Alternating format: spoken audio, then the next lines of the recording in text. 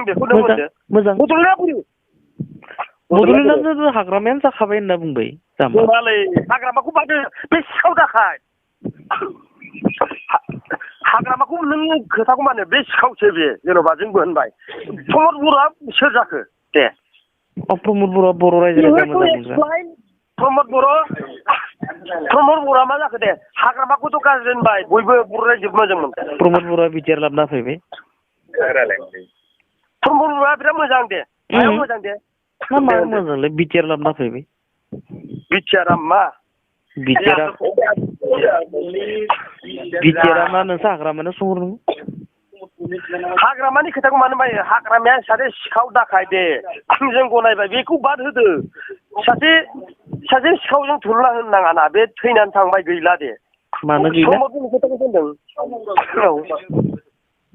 बेखौ बाद होदो हाग्रामानि खोथाखौ मानो होखो बिसोरजोंनो सोंहर होमबा इन्स्टिटिउटआव गाज्रि इस्यु खालामबाय बिटिसि लाबोबाय माखासे डिस्ट्रिक्ट खालामबाय बिनि खोथाखौ बाद होदो एबार बिटिआरनियाव बै मा खालामगोन नुवाखै नों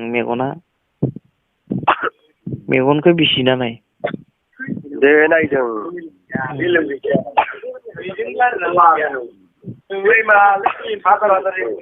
हाग्रामाखौथ' जोंबो रायबाय दे हाग्रामाया खालामबाय बर'खौ एसे डेभेलप खालामबोनो हाबाय मोनब्रै डिस्ट्रिक्ट CITनो माबा डिस्ट्रिक्ट खालामनो हाबाय बिटिआरआ मा खालामनो हागोन नों नुवाखै बेंका इउनिभार्सिटिखौ खैखान फैदो इउनिभार्सिटिनि खैखान जोंथ' बिराद जाम्बा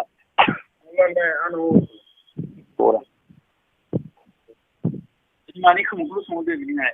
मेडाम मालै बे नोङो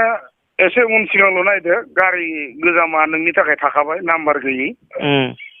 नों मोजां सलिदो मा खालामदों नों सलियाबा नोङो थांलाय फैलायखौल' मोजां नायदो नों मा खालामनो बे गारि बे नाम्बार गैयिया नों मा खालामनो